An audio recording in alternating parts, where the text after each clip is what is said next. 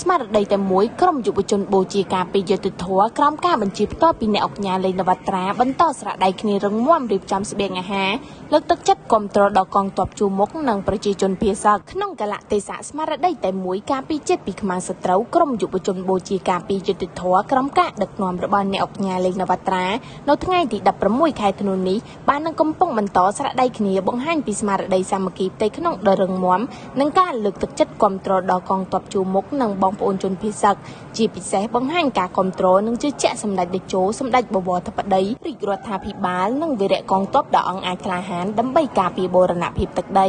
ចាប់តាំងពីមានការវាយប្រហារឈ្លានពានផ្សារជាថ្មីពីសំណាក់យោធាថៃអ្នកអង្គការលេងនវត្រាប្រធានសហព័ន្ធយុវជនបូជាការពីយុទ្ធធរបានចាត់ក្រុមការងារយុវជនទាំងនៅរាជធានីភ្នំពេញនិងកំពុងឈរជើងក្បែរសមរភូមិនាំយកអំណោយជូនវីរៈកងទ័ពជួរមុខនិងបងប្អូនជនភៀសសឹកជាបន្តបន្ទាប់ដើម្បីចូលរួមចំណែកជាមួយនឹងរាជរដ្ឋាភិបាលក្នុងការជួយសម្រាលទុក្ខលំបាកប្រជាពលរដ្ឋទឹកចិត្តរបស់ប្រជាពលរដ្ឋខ្មែរពេលនេះជាពិសេសស្មារតីសាមគ្គីភាពកាន់តែរឹងមាំរបស់ក្រុមយុវជនបានបង្ហាញឲ្យឃើញនៅកម្លាំងដ៏រឹងមាំនៃសាមគ្គីជាតិខ្មែរក្នុងកលៈទេសៈដែលប្រទេសជាតិកំពុងជួបប្រទះនឹងការលំបាកដោយសារការឈ្លានពានពីប្រទេសជិតខាង